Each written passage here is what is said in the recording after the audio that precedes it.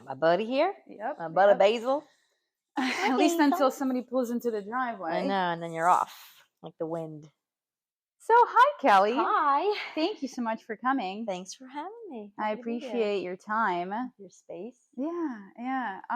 So, I wanted to have you because, well, for one, you're an awesome person. You're like one of the most savvy businesswomen I've ever met in my entire life. I'm not lying. As I've been developing this project, I would like to incorporate a wide variety of stories on the subject matter of parenthood, the choice to even have children to begin with, and sort of everything within the realm of that. I wanted to talk to you because you have your own side of the story and your own choices that you have made. Mm-hmm. So why don't we back up a little bit? If you could just start off, just introduce yourself and tell us a little bit who you are, what you do. Sure. Yeah. So I'm Kelly Forman. I live here in Long Beach, about a half a block away. And I've been here since 2008. For about 10 of those years, I also lived in the city.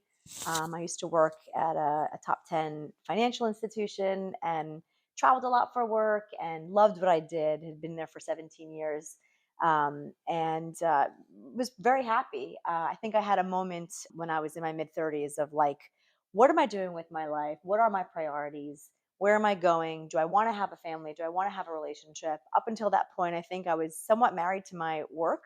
And I think I might have felt that you couldn't have it all, or at least not at the same time.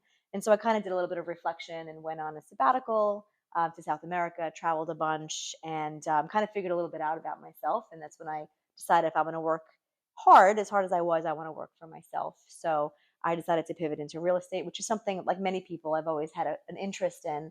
And since that point till now, I've just been very curious and just learned a lot about the market and industries and the marriage between my financial experience and real estate with my sort of psychology background and just sort of business experience. It was a nice combo to be able to start your own venture. So that's how I started in real estate.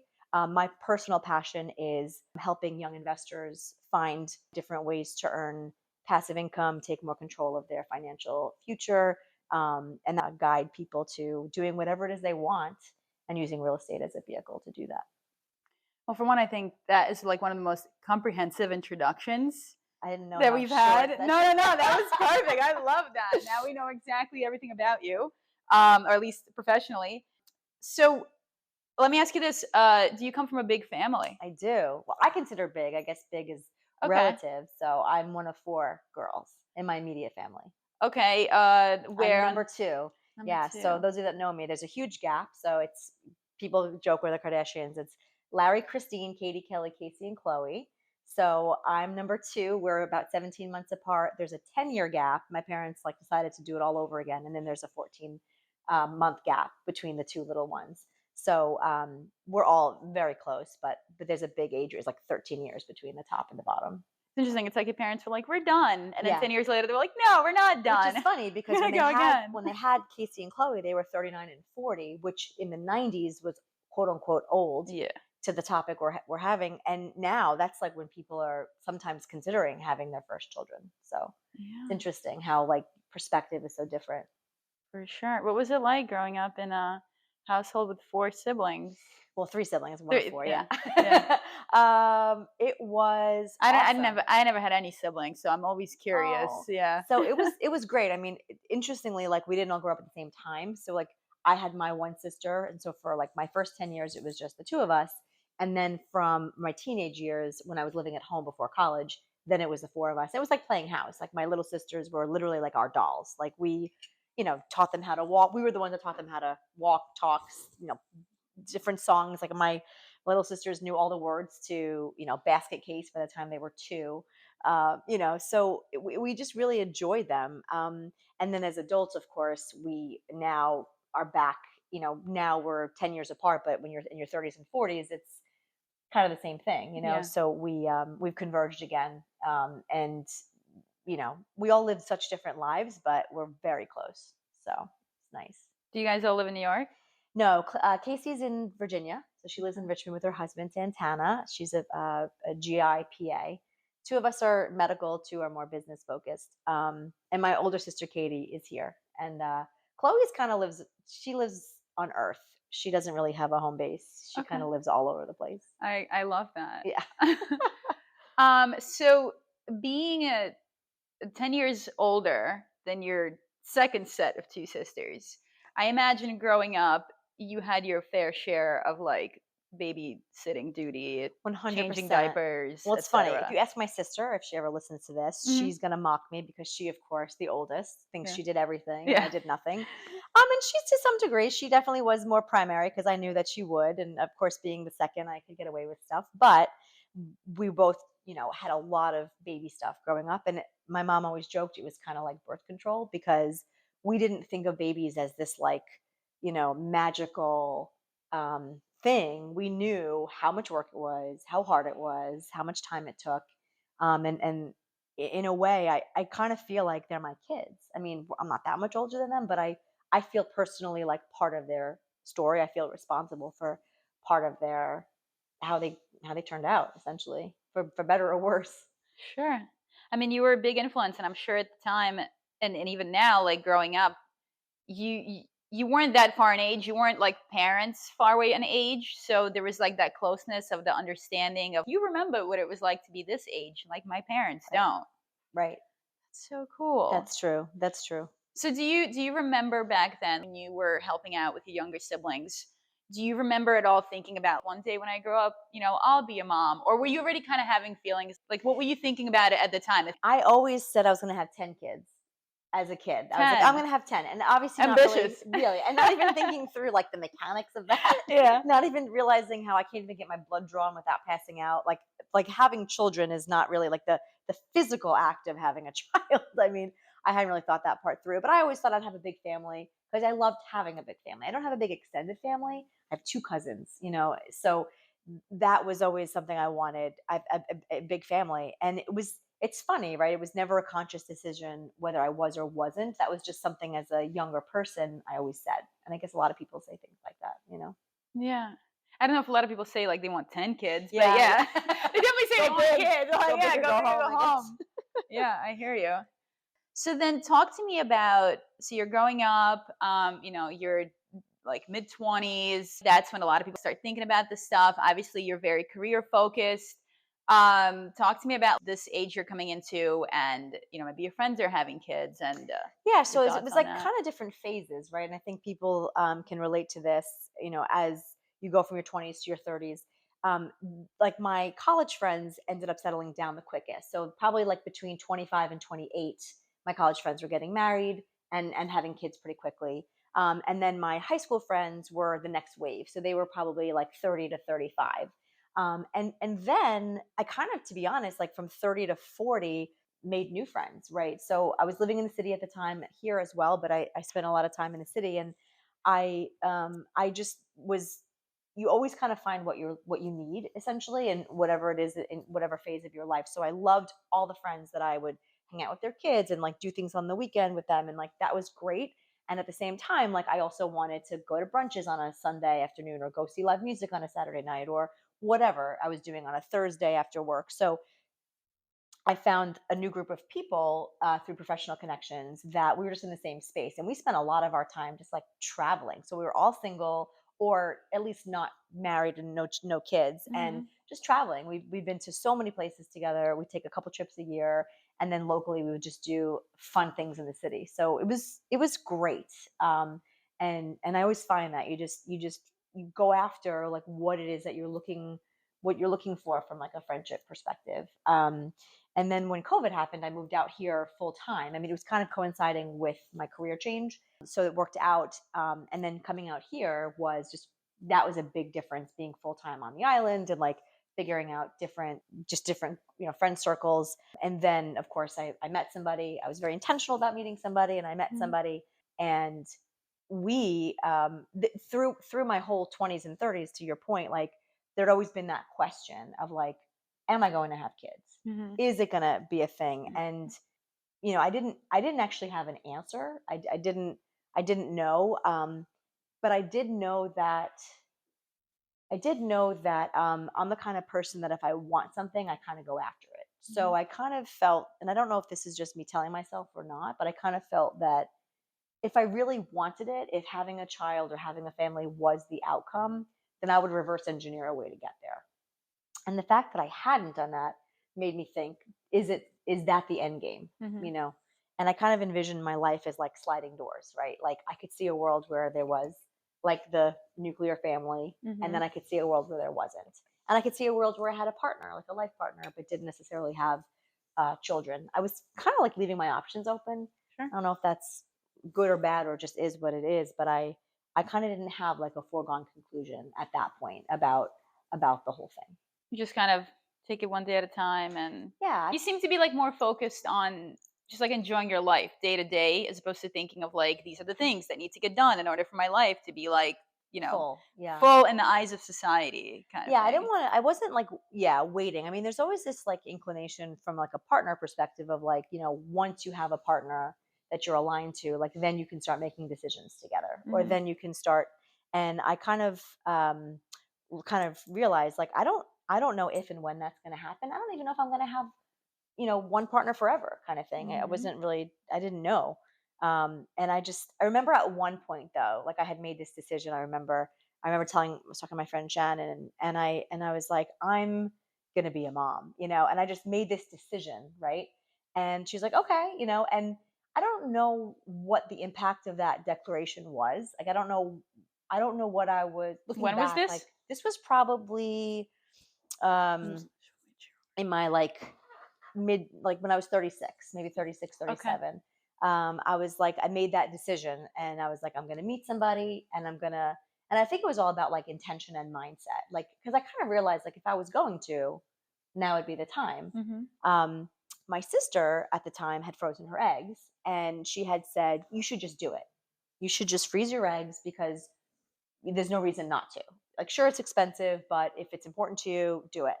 And the fact that I learned the process, the fact that I saw what she had to do, it wasn't hard. I mean, granted, she's a physician, and so her level of like invasiveness and hard is very different than mine.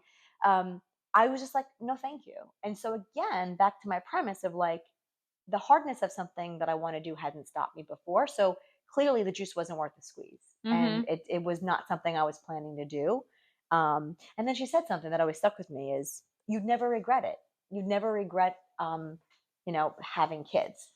And I said, it's such an interesting concept, right? Because, well, of course not. Like once you have a child and you know that child and you're living that life, like you don't regret it. There's a biological impact to that relationship, right? Mhm. It keeps the species alive. Yeah. But and I think there are moms out there that if they really are having or dads that are having an honest conversation, you know, you can't, they really can't answer that question because they're objectively unable to be objective, but also like almost would be like, if you didn't have your dog Basil, right? Like you couldn't imagine your life without Basil, Yeah. right? But if you didn't have Basil, and like what would be different? Like what different choices would you make in Like you terms of can't miss what you don't have kind of exactly, thing. and that's Yeah. not to say that you should never have anything so you don't miss anything, but it also goes to show that you can't unsee something or unexperience something. So I didn't think that was a good enough reason, is what I'm trying to say. Of like, well, if you're undecided about kids, just have them because biologically you won't regret it. Because Mhm. I just don't think that that's the only path, and it certainly wasn't the only path for me. Sure. How did have you has anyone put pressure on you in your family, your parents? No, it's funny. We all have been quite lucky. I mean, none of us, so I have one of four. Katie and I are in our 40s, and Casey and Chloe are in their 30s. Casey's married. None of us have children. Only Okay. one of us are married. And we never had that pressure. Matter of fact, we kind of joke around that we probably should have had more of that Okay. because there was no forcing mechanism. In other words, my mom, and I love her for it, was always like, career, do what you want, be independent, live your life, and it was great because we did, and I love that, and I wouldn't have changed that for the world. But even now, she'll like kind of reflect back with us and be like, I never really talked to you about the benefits of being in a relationship or the joys of being a mom. Like, sure, obviously she loves us and is, we're a big part of her world, but she almost, I think, wanted to counteract the pressures of society Okay. to say like, do you basically. And I love that. But it's funny because she has said, we said to her once, we're like, maybe it would have been helpful, not like helpful, but maybe it Mhm. would have, I wonder what would have been like if that was talked about more, because none of us really had the impetus. Although whatever would happen, happen. Like my older sister Katie still thinks that she would like to have kids one day. Casey, my little sister, she wants to have kids one day. My sister Chloe thinks so. So everyone still has that conversation. I think it's just happening more on their own timeline and more on their own terms, but no pressure whatsoever. Maybe from other people that don't know me so well, right? People that I meet out that say, "Oh, you'll see one day," or, Mhm. you know, your life, like they sort of create, like, I think, a little bit of a projection of their experience. So that was going to be my next question, actually. It's amazing that you're getting no pressure from your parents. Again, I feel like that's like one in a million kind of thing. I think a lot of people do deal with that. When you go out in the world, when you just talk to people, it sounds like you do get comments of Yeah. like, you'll regret it or, just do it. Talk to me about that. The kind of things that people say, how it comes up, the responses you get. I don't know, like things that you've observed on So there's this. always an assumption that you're going to have kids one Hmm. day. And I'm sure as I get older, like I'm sure there's only like another 5 to 7 year window when, although science keeps changing, but I'm sure there'll be a window where which people are going to stop saying that because it'll be more obvious that it's not going to happen. But I think I'm in that point of my life where it's still very plausible. Hmm. And so there's always, especially when I was in a relationship, that was always like an assumption of when you have kids, not if, but when. And then even if they did say if I said no, I was choosing not to, it almost seemed like they didn't believe me, or like pat pat pat, you'll see one day, or you'll change your mind, or whatever it might be. um, and a lot of times it's not worth getting into. Like I wasn't this kind of person that had to declare like why I chose my choice. It was, this, it doesn't it's really not anybody's concern. So I sometimes I just didn't even debate it. Like if somebody said in passing, like, "Oh, when you have kids," I didn't go out of my way to be like, "I'm not having kids." I didn't find it an inclination that I had to have this conversation with everybody I spoke with. I would just say, "Yeah, okay," and just kind of move on. But it's definitely out there in the world, from people that have kids and then from people that don't. I think it also helps that many of my friends don't have kids. So I mentioned the new group of friends. Like in Long Beach, I have a core group of friends, and we don't have kids. And again, you kind of seek what you need. So we Hmm. obviously probably found each other given our similarities in life choices and lifestyle. So there's not that like day to day conversation of everybody's there with their kids, and also my friends' kids are older now, so they have like their own life, and Yeah. my friends are almost kind of back to being just people again, not necessarily knee deep in mom and dad world. Yeah. Like So back kid life. yeah, but it's interesting. The bigger thing that I want to share is like when I first met um my ex, I Hmm. was in that mode of like I want to meet somebody, I want to settle down, that kind of thing. And I was intentionally dating, serial dating, just going trying to meet as many people as I could. So when I think I told you that story about my partner at the time. When we met, I was 37, which is kind of that age of where like you kind of have to some degree decide, right? Like what you biologically, like what your thoughts are and what your plans are. And we met, and like probably within the first 2 months, when when you meet somebody and you're like you just think it could be going somewhere. He Hmm. was very forthright to say he had two grown kids that were at the time, I guess, 20, 22, and 24, something like that. Started very young, a little older than me too. Hmm. And he had two grown kids, and he said, "I don't plan on having any more kids, and the factory is closed." And even if it were reversible, because of course you have all those conversations, Hmm. I don't want it to be reversible. Like I've lived my whole life from when I was 20 as a parent. I'm now in my mid 40s, and I'd like to my next chapter to not be there again. And honestly, if I were him, I'd feel the same way. Yeah. Because I think about my 20s, I was not raising children. I was traveling and working and doing the stupid things that 20-year-olds do, right? So I totally got where he was coming from. But that was a very deep conversation for me. So like literally in the first 2 months of our relationship, I almost had to decide. And I remember specifically deciding, um, is this person that I don't know that well, are his life decisions and his choices going to influence mine? Because I do see a future with this person, or a potential of a future.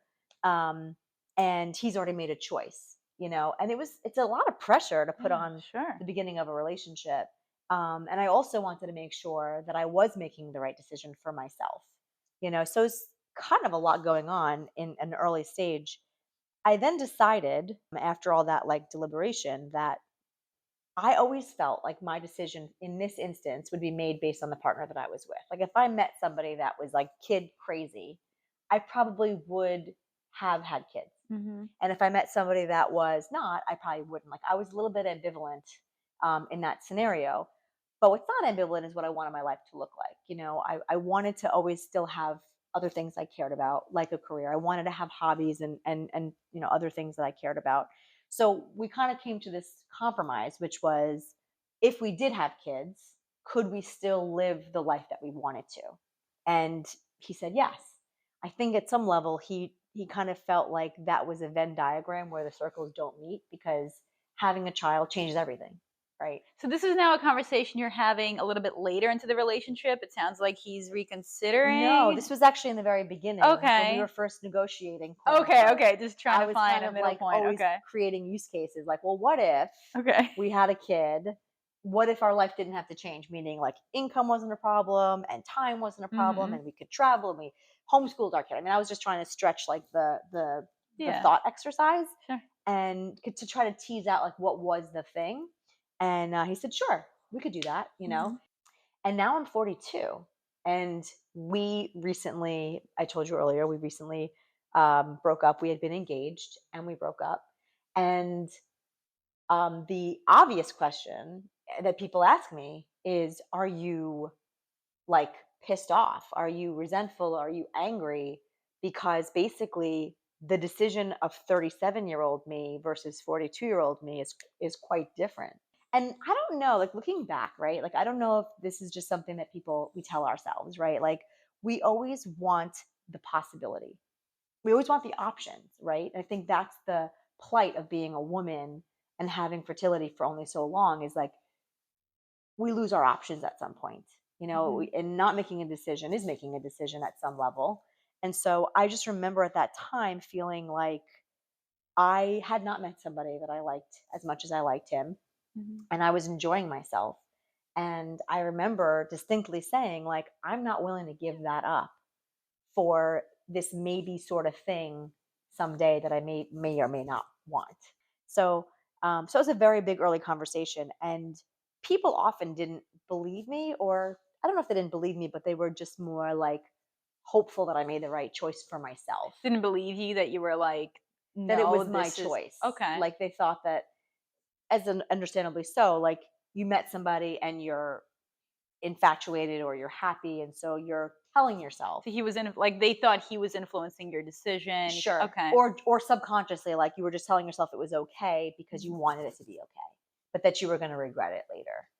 After I broke up, or we broke up, it was a conscious uncoupling, but I've said, like, wow, like, do you regret or think through that decision differently because it was isolated to that person, right? And you know what? Like, I forced myself to think through it. Like, I literally forced myself to think through, like, if I knew what I knew now, would I have made the same decision? Which is an impossible question, but one Mhm. I wanted to ask.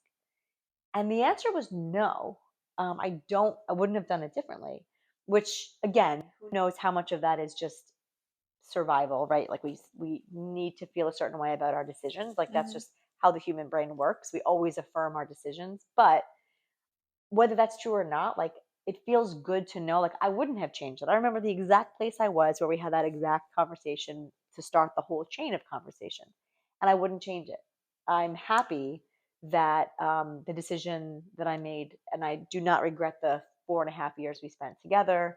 Um, and it feels good to know that. But that is something that I often do get asked, like, oh, like would you have wanted to have kids then if you were still able to, or would you want to meet somebody that now does want to have kids, or do you want to have kids on your own? Do you Yeah. want to go freeze your eggs? Do you want to do this? Do you want to do that?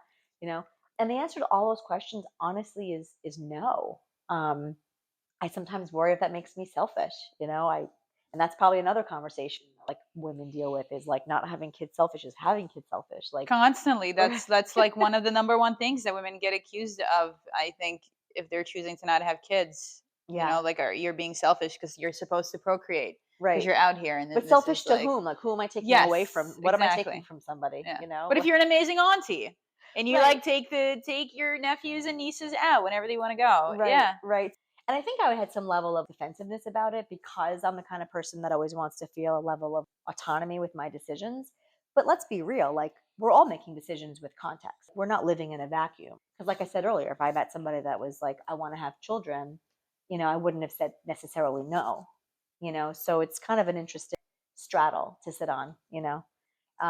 And growing up with a big family, like you think about it now, I don't think people think of the different phases of having kids, right? So we hmm think about babies and then we think about teenagers, but the whole notion of when you're older, and your kids, like I think a lot of people think of it as a very practical sense, like who's going to take care of me? Like who's going to, thankfully, my hope, I mean, it's hard to think about, but like given the amount of diapers I change, maybe Casey and Clay will change mine, but okay, yeah, well, oh, God forbid, hopefully nobody is doing that. But is there some built-in relationship there with my sisters? But you think about those practical things. My ex was an only child, so he has all the responsibility of taking care of his parents. Which is a lot. You're an yeah, only child, yeah, yeah, so you think same. about it differently. And I always thought about like, would the house feel empty if I didn't have children, So like you don't know the path you didn't take, and I'm not going to sit here and say I made all the right decisions and there wasn't another option out there. I think you make the best decisions you can with the information you have. Um, but even now, like I have a dog, I sometimes don't even know, like, it sounds so ridiculous, but like sometimes even just thinking about his mental health, his well being, his feeding schedule, his like that in and of itself takes up a lot of time and a Sure. lot of energy. So obviously he's not my child. Well, he is my child, but so I know that I would have had to make a lot of changes in order to make that work. I also think womanhood is tied so much to like motherhood in our world, where there's this question of like, what is your identity if you're Hmm. not having a child as a woman in this world? And especially because you touch on like the different phases in life. Like at first it seems like a far, far away thing, but then you get to a certain point in life and you're like, okay, I have to make a decision. This window is closing, and it's kind of crazy that these things exist. And when you think about how men are seen in the world, for example, like the phrase career woman, right? We have there's working mom, which is a mom who moms but also goes to work, but yet a dad is just a dad Right. or a man. Hmm. You don't really hear like working dad. It's interesting because there's I don't want to say the word stigma, but there's definitely, There's a connotation that one is the default, and when you yes, add the describers to it, it's different than the default. So if I'm a working mom, it means that you're doing something that's unusual because a mom is home, and adding the modifier of being a working mom is taking away is different than what's expected. yeah. Even though now everyone's working a lot, but yeah, you're right. Like a dad, the assumption in some cases is that a dad is working hmm and he's a dad, but you don't have to say it because it's already built into the definition of being a dad. So we're kind of constantly trying to like find that identity balance, I think. Yeah, yeah. I didn't know this, but apparently nearly 50% of women in North America right now, are choosing not to have children. Were you aware So of this? it's interesting. I'm not surprised by that. hmm I think two things are happening. Again, this is just my opinion. I'm not saying this is scientifically backed, but I think because people have made choices to delay making that choice, sometimes it's just a natural thing where either they're having fewer children or no children at all.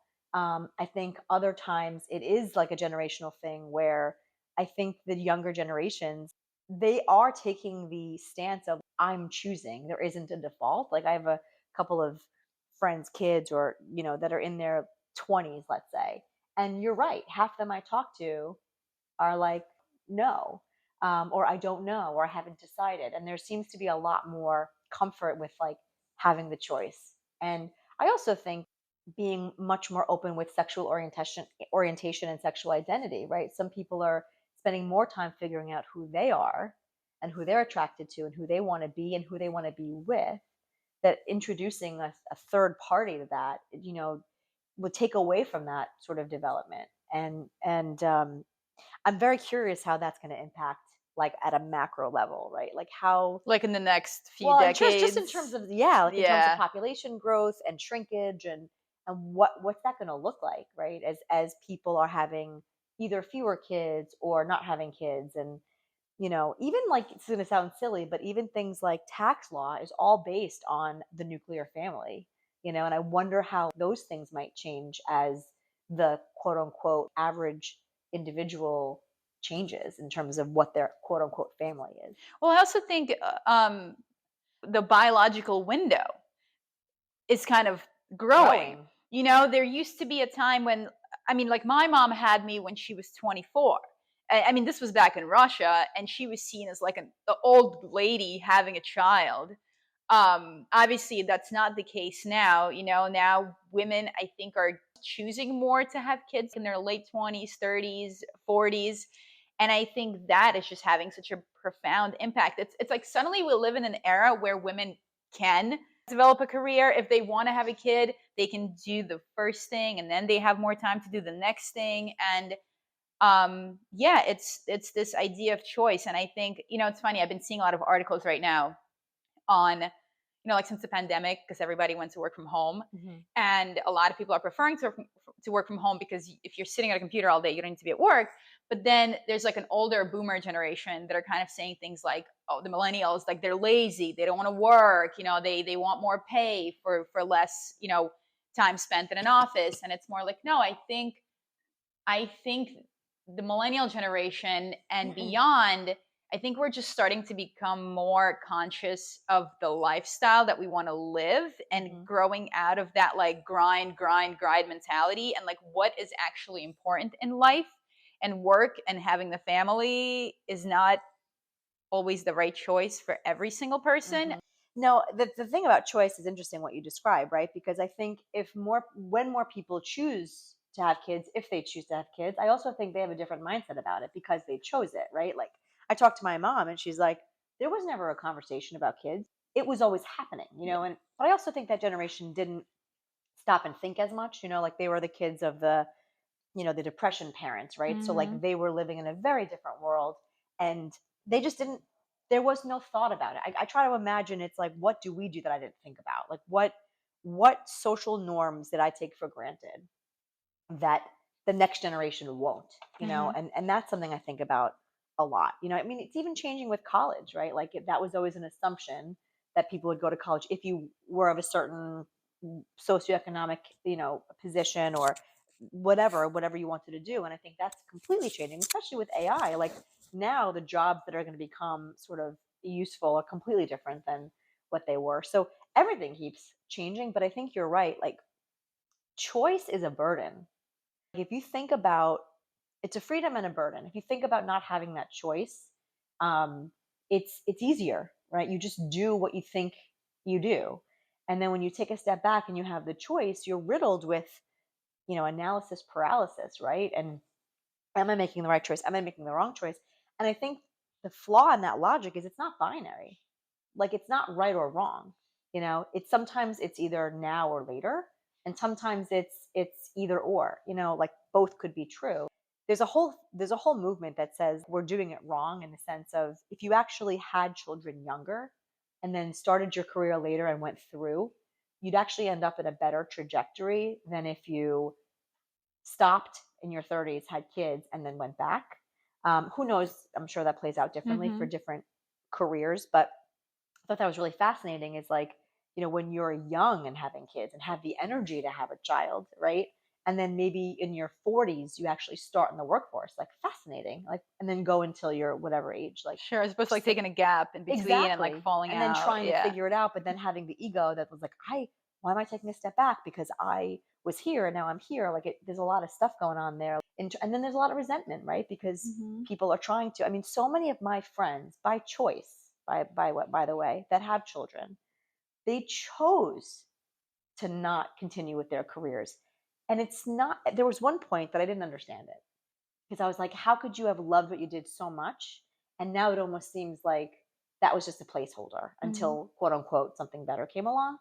But I realized later on, as I just asked more questions, is that when they liked both, but if they had to choose, they chose the role, the job, the career of being a mom. And it was impossible in their lives to do both. And I think it's like the impossible, unfair paradox of being a Mhm. woman, whether you're a mom or not, is there's always seems to be these choices that we're forced to make or trade-offs, right? So that's where I say that choice is a burden at times because no matter whether you want to make it or don't, women I think always are, we always feel like we're giving something up, and they don't regret giving it up, by the way, which is great because you're the driver's seat of your own life. You should never regret anything you do. You can think about it, and think about the other path, but it's just always interesting. What a shame. Like, why did my one friend who's a CPA not get to open up her tax office? I mean, she can, and my hope is that when her kids are a little older, she will. And Mhm. knowing her, she will because she's a boss, and she's going to get it done. But it's just interesting that that is the default, and I wonder how that's going to change over time as like relationships evolve Yeah. and change.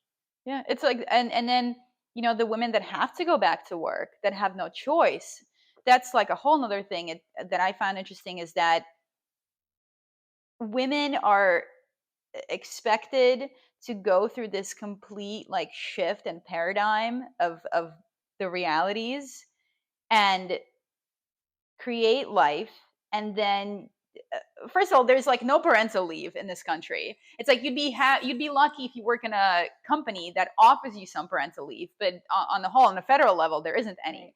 And there's this expectation to, perform your employment duties, have a child, have the nuclear family, be like, the right way in the eyes of the government, in the eyes of the law. But then if you are going back to work, you're expected to go back to work like almost It's instantly, insane. and you're not allowed to bring any of your family related, parenthood related problems into the office. So it's like, as a woman, you're kind of expected to literally do all the things. You have to have the kid, go back to work, go back to look in a certain way, perform, to a highest degree at your job. And simultaneously, you're kind of fighting to regain your identity. I guess I'm speaking from experience, having had my daughter. It's like I felt like I was so career focused, and I left TV not only because of family stuff. There was other things going on in my life in the years prior to that, but it is something that I think about. Like all of my friends who have had to go back to work after they had their kids, and they're juggling all these things at the same time. A really good friend of mine actually just had a second baby, and so now she's like mothering, and she has her own business. And to see this woman always trying to like find her footing, and she's doing it amazingly. But I definitely think women on the whole just don't get nearly enough appreciation for being able to do it all, or to just make the choices of what they do Totally. or don't want to do. 100%. Do you feel like when you go out in the world, I feel like there's stigma around women who choose not to have kids? Like, have you ever had anyone? I don't know. I don't actually feel that way, but it also Okay. might be like living in New York, the people I choose to spend time with, living in Long Beach, which is basically like the Peter Pan of adulthood. You can be in any situation and there's people that can relate to you. Like that's what's so great about this town. It's eclectic like that. So Yeah. no, I don't actually, but it also might just be what I choose to see, right? Like I just I don't know. And it's also like what you focus on expands. Like I don't think about it that much, to be Yep. honest. So I don't know that. I wonder if it was something that bothered me, if Hmm. I would hear it a lot more, Sure. if I would notice it more. Like when you want a yellow car and you see a yellow car everywhere you Exactly. go. So Yeah. I don't know. Excuse me. I wonder after this conversation if it'll be on my mind, so I'll be more observant, But no, I'll be honest with you, I don't actually feel that way, but it might have been my upbringing. Like I never felt that pressure. Like never. It almost was applauded of you do what you want. No one's going to tell you what to do. No one is going to limit you. Like you want to get what you want, you work for it, do what you want. And so I don't feel like I think we're so much products of our parents' approval, whether we want to believe it or not. Hats off to my parents. I don't think any of us feel like we're not good enough without kids, which, maybe is bad for the species, but it's good for us, or at least for those of us that might choose not to have kids. What about your grandparents? Also, Oh, of no course. I pressure. mean, Okay. grandparents are grandparents. Yeah. That generation is different, and you kind of like let things go. My grandfather was here 68 years, but still spoke like he was just out of Poland like the day before. Mhm. And every time I saw him, he would say, "Where's your boyfriend? Where's your boyfriend?" When I was single. And so that was definitely a topic. But my other grandparents, like, it didn't come up. I don't know if they just took their cue from my parents or I don't know, but I hadn't really thought about it until maybe this conversation, how rare that probably is. And somebody once said to me, like, you can't worry about what anybody else is doing or thinks of you because there's always going to be something else. If it's you're dating, if where's your boyfriend, then it's when you're getting engaged, and then it's when you're having a kid. So when you're having a second kid, like people are unsatiated about your life. So just don't worry about it at all because you're never going to have enough of what they think you should have. And it's kind of liberating to just say, like, I'm not doing any of that. My daughter is gonna be 3 in March. If I had a nickel for every single time someone has said to me, "When is the second one coming?" But how offensive is that? Like, how do they even know whether you are trying and can't have a kid, want a second child, can afford a second These child? questions, the amazing thing to me is that these questions started to come in 5 minutes after I delivered her. Like, I was just leaving the hospital and I already had people saying to me, It's so I'm hopeful that that generation will change because it's so insensitive. It's completely insensitive in so many ways. Um and I just but for some reason it's just such a habit. It's just I think people are genuinely trying to take interest in your life, you but think it also could be like a small talk thing? Like, yeah, people just say it without thinking, they just don't think deeper. that's true. Yeah. That's true. But I mean, I think and even you and I have had this conversation too. Like you are also, I think, one of those pragmatic people who's not like, "Oh my god, I was waiting to become a mom and now I'm alive." And therefore anything before this was just preparation. It wasn't real life. I think you had a full life and acknowledge you had a full life and continue to have a full life. It just looks a little different. And I just I don't know. I I think it's healthy for people to feel that whatever they're doing, whether it's a choice or not, right? Like what about people that want to have kids but can't, or want to have kids, can't adopt because it's impossible? Like what does that look like? How do they define family? You know?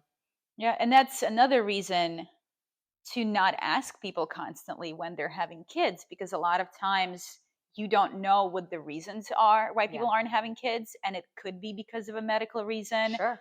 And you're just poking at a sore spot in their Yeah, heart when you're asking that question. So I think as a whole, as a society, we just need to learn to be more accepting yeah. of choice.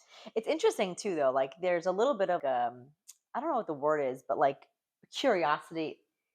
It's a little bit selfish when you think about not having kids is selfish, don't misunderstand me, but there's a curiosity of you wanna know what your kid would look like. You wanna know Sure. what they would feel like, Yeah. what they'd sound like. Like, you're creating a person in your image and likeness, right? It's like a fascinating concept. It's so crazy. It's like So it's such strange. a crazy thing, like a Yeah. person that you chose to spend your life with now shares the same DNA as you in this other body. It's kind of bizarre. Like, Yeah. you know? Yeah, no, I So think about that all the time when I look at my daughter. It's like there is no person, and then there is a person. right. Like, where did you come from? You just Exactly. kind of Like, appeared out of nothing, right. and here you are. And Right. yeah, It's like a really sometimes when you have those moments of like, what is the world? You're like, wow, like it really is a miracle, all of it. And you also think about all the years of your life when you were younger that you didn't want to get pregnant, right? And think about all the people that are like, thought they were so fertile, let's say. Who knows if they were or weren't, and we're so Mhm. careful or had a mistake and we're worried and this and that. And you look back, and then I know my friends that are trying desperately to have children and, month over month over month. And I think they have a lot of, like, one of my friends waited a long time to start having kids, and then started blaming herself when it took her a while, because she's like, why didn't I do this when I was in my 20s? And I was like, first of all, that's crazy. You weren't ready. And I guess what it comes down to is it's always a trade-off. If she had been younger, she would have had kids faster, maybe an easier experience, but then she would have also maybe emotionally not been prepared. So there's it's a butterfly effect too. You can't like go back and change one thing and then everything else isn't better, you know? Yeah, yeah, for sure. Very multifaceted experience. I read this really interesting term on the internet. There was a TED talk by this woman. She wrote a book titled Otherhood, and it's basically about this premise of, there's motherhood and then there's otherhood. What does a life of a woman look like when you're not making the choice to do it the standard way? It's just a different path of life that women are taking. And just thought that was a really interesting term. Like, what do you think? Otherhood. Do you think that's like a Well, good way? so interestingly, like obviously not to pick on the title, but kind of what we talked about earlier about like working mom, Yeah. otherhood is implied that it's different. It's the one minus of what motherhood is, right? Like it's something alternative, right? I don't think that's what they meant. It's interesting how Do it's you hear otherhood as minus? Because I don't. I feel like otherhood is like I guess to me maybe that term actually doesn't sound. It's just different. yeah. Well, from the word, you're losing a letter, right? Mhm. Just from a Right, physical true, presence, okay, and yeah. like you're kind of the base is motherhood, and then Mhm. this alternative. I'm not sensitive about it. I'm just Yeah. reacting to like just the language and like the impacts that language have on how we perceive like what's baseline and what's different. It's funny, until you said that, I didn't even realize that it was literally just taking out the letter M, and it's yeah, yeah. Yeah, but I do. I want to learn more about it. I mean, I think in general the premise is good, which is creating conversation about whatever things look like. I think the question I would ask is, do we actually change what motherhood means, not create another word for it, right? Like, is motherhood defined in other ways? You know, which I think it is. I think everybody's evolved to that point, but is that almost also just like a way for people to get comfortable with something they're not comfortable with, right? Like, do we all have this innate desire to be moms, and so we hold on to whatever definition will work for our lives, right? Like I'm a dog mom. Just being Andre's mom at some level hit on something subconscious about like what I was taught about being a woman and being a mom. I don't know. I'm sure. I am sure, even despite my parents' forward thinking, there's innate signals in life. I'm positive of that. Um, I would be foolish to think there wasn't something there.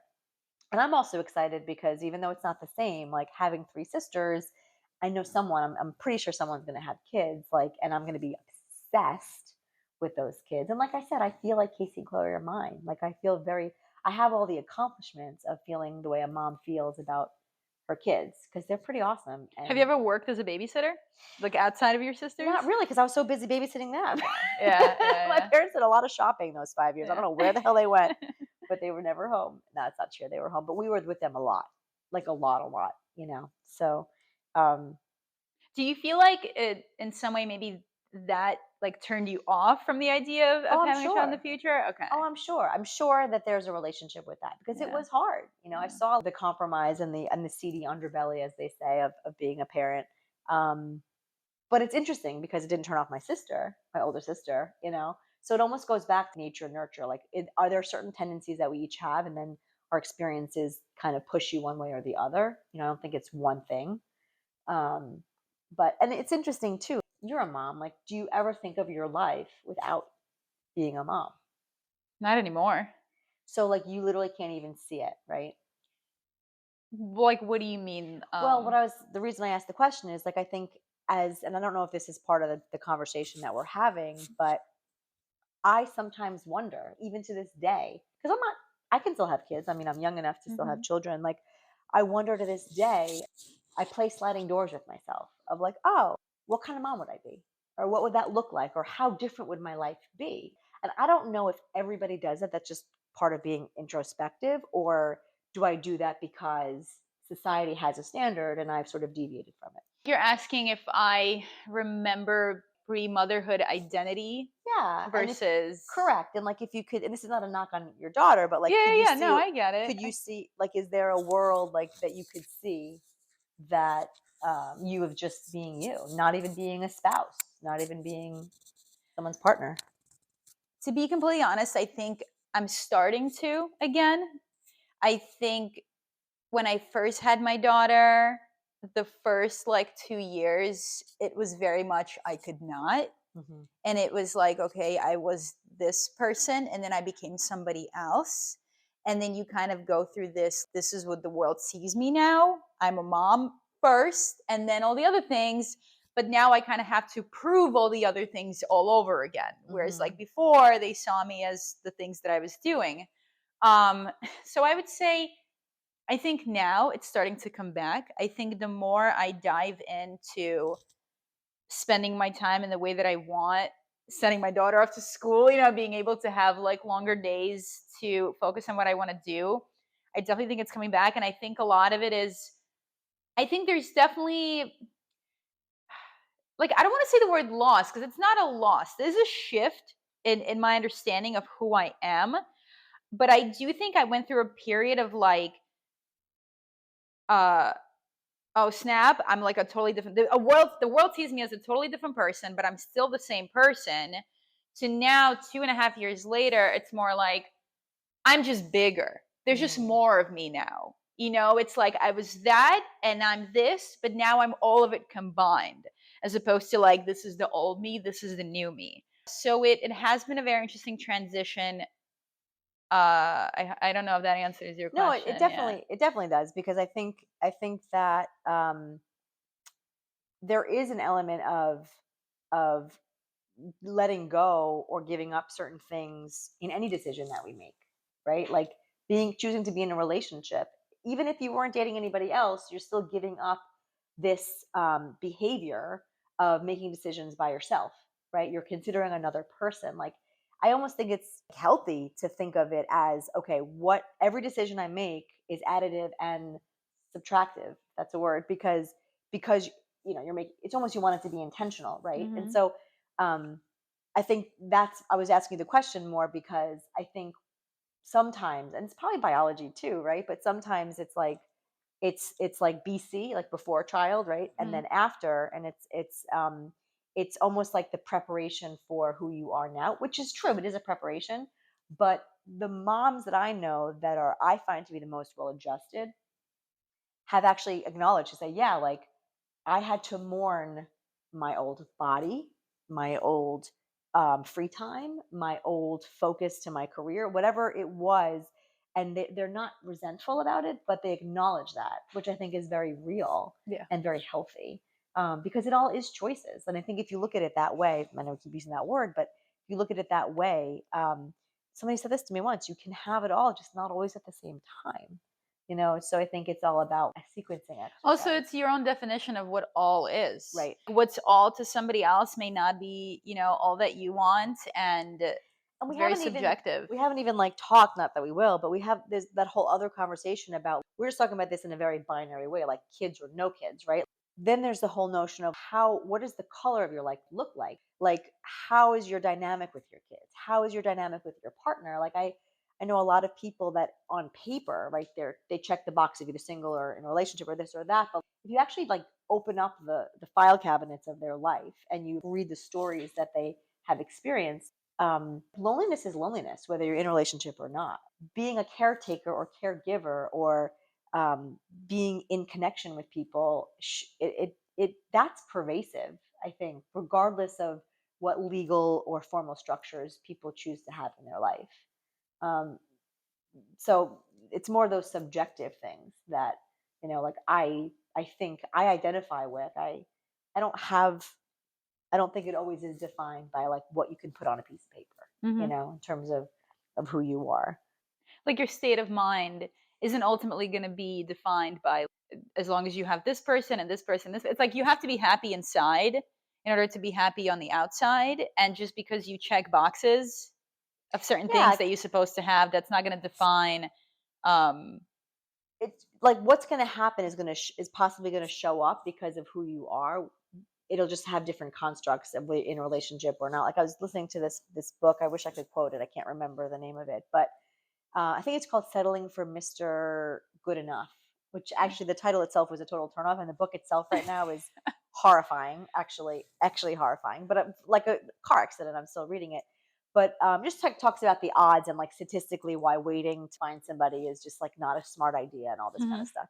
Um, but the point is of me bringing this up is that I think about one of the premises of the books is in life is hard. You're looking for someone to have a partnership with to raise kids or to do X or to do Y. Like it's like almost like a means to an end.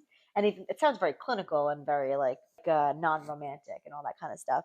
But the point is that how we're going to feel about things, or what we think creates the bond of a good marriage or a partnership, that exists as its own thing, right? Like I think sometimes people make assumptions about other people's relationships or other people's dynamic, and I think that the feelings of loneliness or the feelings of confidence or any of the emotions that people feel at the course of their life, those feelings happen no matter what situation you're in. Like people, I think, sometimes think, well, once I'm in a relationship, I'll be so confident and secure, and I won't worry about this and I won't worry about that, and I'll be financially secure. And I just don't think that that's necessarily like one's an objective fact and one is subjective. And um, I don't know if that makes sense, but I No, just it does. It goes back to it's your perception of like happiness looks one way for one yeah, person and it looks totally different for another person, and what is having it all.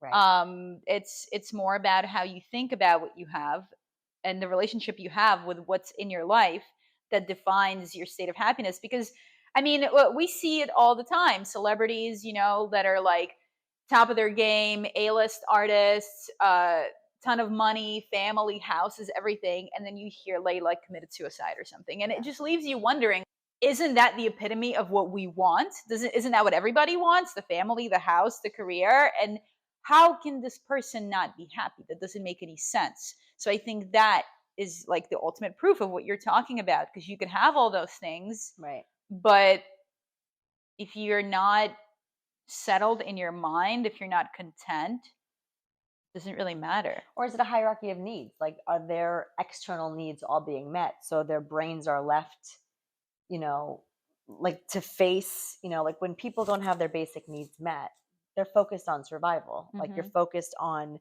getting through the day, getting through the workday. Once you've mastered those things or get comfortable with those things, then you start to think about, am I happy with these things? What am I doing? And so I'm not saying that celebrities are all these thoughtful people, but I wonder if like once you have the things that you think are what's important, you kind of realize quickly that's not it, but like before you have them, it's what you think will be the difference. So, Yeah, yeah. and I think it's no different with kids. I think it's no different with kids. I think sometimes this might sound controversial, but if people are like, I have to be a mom or I have to have kids, I think it's an interesting position to be in. I would wonder, like, I would love to understand why, right? Like, because that's putting a lot of pressure on something external to yourself. I'm not saying there's anything wrong with wanting to be a mom. Believe me, I think it's awesome. I mean, but it's a curious thought of people are usually going towards pleasure or away from pain, right? There's these natural things. So I always wonder what's under that. Does somebody feel like they're not enough the way they are now? Does somebody feel that society doesn't perceive them as Like you enough need a child in order to to show solidify up in your the world? identity Yeah, and like be complete. correct. Or are Yeah. you in a relationship where you feel that that's going to make the other person like be the person you want them to be, like a dad, or start, or do you want to be more maternal? Like I always just wonder, like anything else in life, anything that's extreme is just curious, like what's behind it, and it's okay, whatever it is, Mhm. but it's just curious. Yeah, yeah. Like what's the motivation? Yeah, So I, it's like I'm reading these statistics, right? Like one out of every five women doesn't want a child. About half the country, women are not looking to have kids. And I just what I've come to realize is I think this is a lot more common than we're kind of led to believe. I mean, I don't know, but you're saying you hang out with like-minded people, so you see it more often. To me, it was genuinely a shock. I didn't Well, realize there's been that. a lot of articles about this in the past few years. There's a really good New Yorker article. I can't remember the name of the article, but it was just basically about this very topic, and also about like relationships that are starting later in life. Like you don't have as much expectation of that one person because it's a village that you have connections with, and so it's not like, oh, I just have my husband or my wife or whatever. It's like I have all these people that Mhm. complete my life. I think the point that I didn't make earlier is I think the reason that more women now, this is just my opinion or my speculation, are not having are doubting whether they want to have kids is because we've not created a world in which they can have kids, that they can be the dad, quote unquote. Like if there was a world out there where people said, women specifically said, I can have a career that fulfills me and brings me joy. I can be a mom. I can, and there's not really a roadmap for that. And so I think because of that, people that are getting excited about things other than children are not necessarily sure they want to give that up because there's an assumption, I think, that they do, or they have to give it up a little bit or do it at 70% or because of what you said earlier, like the juggling thing, right? So I think if the question was reframed to say, if you could have the career you want, the life you want, the financial security that you want, would you want to have children? I wonder if they would still say no. Yeah, just reframe it and make it more conducive to the individual to actually figure out how they want to live their life as opposed to here are boxes that you have to check in order to be a complete member of society. Well, just kind of isolating the variables. Like if maybe it's not the person that's opting out. I mean, if 1 in 5 women are saying they don't want to have kids, and that's going to affect society, I think then the world has a responsibility to say, okay, we have to make being a mom uh, better. We have to make choosing to be a mom easier to also be other things. Do you feel like we're moving in that direction at all? I don't know because even having the two, if you think about like the two family double income workers, everything has just become more expensive because of that, right? So that hasn't really, it's almost like re-leveled the playing field. It hasn't really helped where if you aren't both income, then one person has to make considerably more just to stay afloat, right? So I don't actually know that we have. I mean, I think conceptually we have. Like I think conceptually, like you can do whatever you want, but on a practical level, I would love to, I don't know, I would love to see more scenarios where you know uh, people aren't feeling the depth of that trade-off of that choice.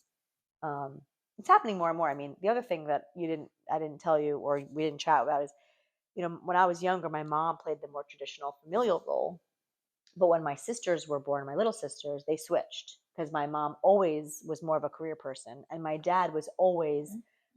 to be honest, self-declared a better parent, meaning like more empathetic, more, more sensitive, right?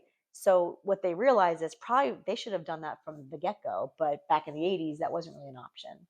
So they switched. So my dad was the primary parent and my mom was the primary breadwinner Okay. for my sisters by the time I was like 12 on. And I think that helped shape us too, because I don't have assumptions about, like, I would be fine if I met somebody and they were the primary, house care person. I think I'd want them to still be curious and driven and, Mhm. do all the things that I would want in a partner. But like, I don't have any preconceptions about, I'm a woman, so I do this, and yeah, this is a man, so he does that. yeah, Yeah, exactly. I I get think it. we called it the chief house executive. I would love it. Maybe I would love it if I met somebody who is like, I love to cook and I like to keep the house clean and I'll gas up the cars and I will plan our vacations and I will do all the bills and I that would be amazing. I am okay with the fact that I don't feel that there was only one path for me, like, and maybe people will tell me I'm just like lying to myself and I'm just making myself feel better, but I genuinely believe in that butterfly effect of like, you can't take one piece of your life and just dissect it and then replace it. And it just doesn't work that way. I think I was on a when I left my corporate job and I went down to South America. I read this book. I was in this healing house yoga place, and it was awesome. And the book was like, the cheetah doesn't try to be a cheetah. The lion doesn't try to be a lion. It just is. It's just a lion. Don't think so much, as ironic as that sounds. Be introspective, but also sometimes just exist, and things will happen in due time the way that they ought to, which was kind of incredibly refreshing at the time when all you want to do is think Wait, your way through it. where did you go? It was down in Peru. And how long Yeah. did you spend there? Well, Chloe, my sister, my little one, I packed the backpack up and a one-way ticket to Lima, and she said I just sailed across the Atlantic from South Africa to Brazil for 45 days on a sailboat, mind you. She said, "So yeah, let's do South America," and I was like, "Okay." So I hadn't not worked. I think at that time, like the most time I'd taken off at once was 10 days in a row. I took the sabbatical, and like I said, I booked my one-way ticket, I got my backpack, and we just lived in hostels and couch surfed, not even joking, and we stayed at the foot of hiking Machu Picchu in Cusco. It's a little town, and we stayed at this place called the Healing House, which was basically like a yoga and meditation center. And we lived, I forget, we just we had like little room and board, and we stayed there for like probably, I was in South America for 2 months, but I was probably in that place for about 2 weeks. And it was awesome. I mean, I think I did yoga like 3 or 4 times a day, all different kinds, Kundalini and a lot of uh, Ashanti, which is the one that's very physical. Anyway, all kinds of acrobatic yogas. It was great. Um, and then we like did a 5-day hike to climb Machu Picchu. And that was probably one of the most existential experiences I've I had. feel like I want to do a separate podcast episode just because when you tell me about this epic trip, I'm like, you can't summarize this whole entire thing in 5 minutes. Like, oh, we were just there for 40 days, for 2 months. We are doing all these things. Yeah, it's cool. That sounds absolutely amazing. So I feel like it's like one of those experiences that everyone kind of low key wants to have, just to run away from everything and live in a commune in South America It somewhere. was like the hardest thing to do, by the way. Not leaving, I mean like doing it. Like it sounds glorious, but like we would spend 2 hours sometimes finding the cheapest hostel to stay in. We take for granted, oh, I'm just gonna go stay in a house. No, like if we want to live this life, because we weren't working, and I wanted to be living like her. Like I didn't want to come in like this. Oh yeah, I wanted to do what she would do. And so I did. And so we would carry our gear from like hostel to hostel, and like there was no calling. You had to just, how much is yours a night? How much is your, okay, let's go back to the first one. Crazy. Yeah. Or like living in a casita in the Amazon where we had no running water, for a week, and just peed in buckets. I mean, it's like Sounds like the best crazy. bonding experience Oh yeah. ever. It was awesome. It was great. Yeah, which is, by the way, another perk. If you're not looking to have kids, you could travel the world and do whatever you want. So just to bring it back to that.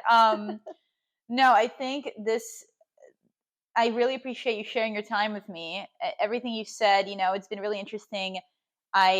It's my first time getting to talk to someone, on this topic. And I genuinely really wanted to sit down with you because you are a rock star on so many levels, and I wanted to like pick your brain about this particular aspect of your life that we've kind of spoken a little bit about in the past. Thank you for having me. This has been Thank you. amazing. Thank Thank you you, so much for Basil, taking the time. Thank you, Basil, for for being a being my part of this. co-host. I mean, my co-guest. I appreciate you.